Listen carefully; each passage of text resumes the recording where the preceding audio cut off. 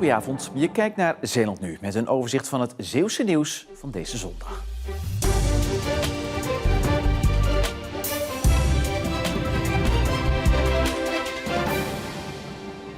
Vanavond wordt in Axel een stille tocht gehouden voor de slachtoffers van het zware ongeluk bij Terholen. De tocht van ongeveer 2 kilometer eindigt bij basisschool De Warande.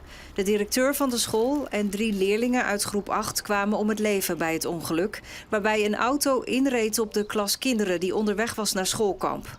3 kinderen liggen zwaar gewond in het ziekenhuis. De organisator van de stille tocht verwacht vanavond duizenden mensen. Iedereen die meeloopt wordt gevraagd in het wit te komen en een knuffel mee te nemen. Iedereen kent het wel, eindeloos moeten wachten op de verkeerslichten als fietser. Maar daar gaat binnenkort verandering in komen. Want de provincie komt met een nieuwe app. En nu is het zo dat je hier in Vlissingen al niet zo lang moet wachten op de verkeerslichten. Maar met die app wordt die wachttijd nog korter. Het is eigenlijk heel simpel. De app geeft een signaal richting het verkeerslicht wat je nadert. Het is als het ware alsof je al eerder op het knopje drukt om over te steken.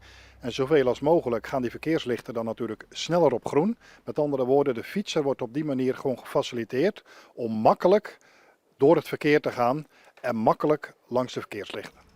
En dat moet mensen aanmoedigen eerder de fiets te pakken. In totaal zijn er 19 verkeerslichten in Zeeland die zullen reageren op de app. Ik vind dat zelf nog wel een klein beetje weinig. En tegelijkertijd, het zijn er al 19, met name in de wat grotere steden. En dat gaat de komende jaren ook verder uitbreiden. En dat is iets waar de fietsers wel naar uitkijken. Ik heb heel vaak genomen op deze weg en dan heb je wel veel stoplichten. Dus op zich, ja, het zou wel fijn zijn, denk ik. Zeker bij punten waar je heel lang moet wachten, dan is dat wel fijn. Dat zullen de autobestuurders niet fijn vinden, maar... Nee. En als het regent is het helemaal fijn. De app is al te downloaden, maar werkt nog niet volledig. De groen lichtfunctie moet binnen nu en een half jaar werken. Fietsen voor een toekomst zonder kanker. Daar kwamen deze dagen duizenden deelnemers voor in actie tijdens de Ride for the Roses. Na een weekend lang fietsen in Goes en Terneuzen is een recordbedrag van bijna 6,5 ton opgehaald. Alle bijdragen die wij bij elkaar halen dit weekend, dat gaat naar KWF en daar worden dus die onderzoeken uit betaald. Wij financieren dus 3 onderzoeken. Dat is borstkanker, kinderkanker en darmkanker. Naast het goede doel was er vandaag ook ruimte voor verdriet.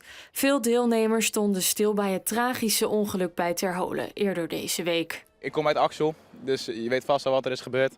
Ja, dat is sowieso zonde om te zien. Dus ja, daar fietsen we natuurlijk ook voor. Dat zit iedereen in het achterhoofd en dat denken we ook allemaal aan. Eigenlijk hoopte ik gewoon dat het niet zou gebeurd zijn geweest, maar ja, kan niet.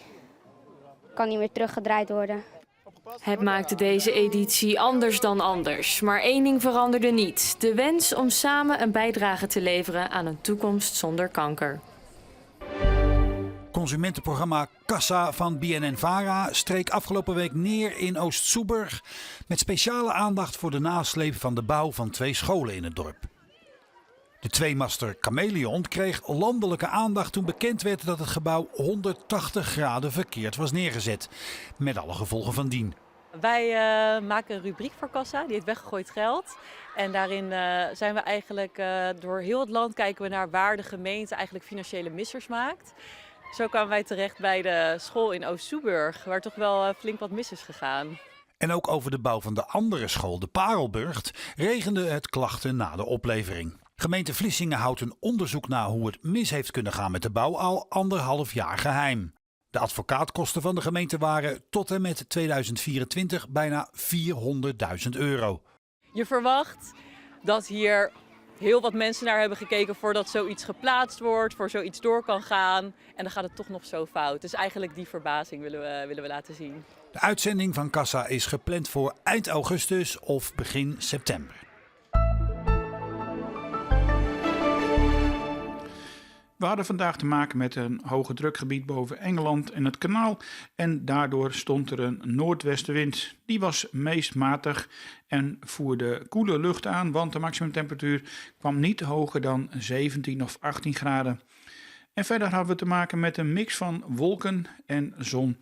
En die wolken, dat waren stapelwolken en die smeerden enigszins uit, maar het bleef wel overal droog.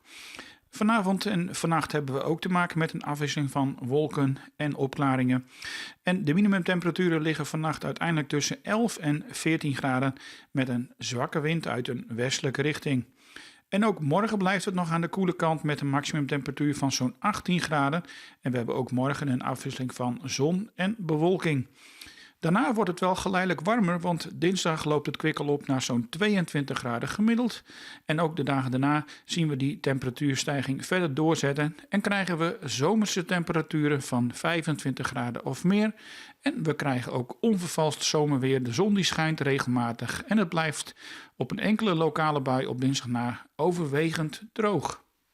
En tot zover. Volg ons online voor het laatste Zeeuwse nieuws. Voor nu in ieder geval een hele fijne avond en graag tot morgen.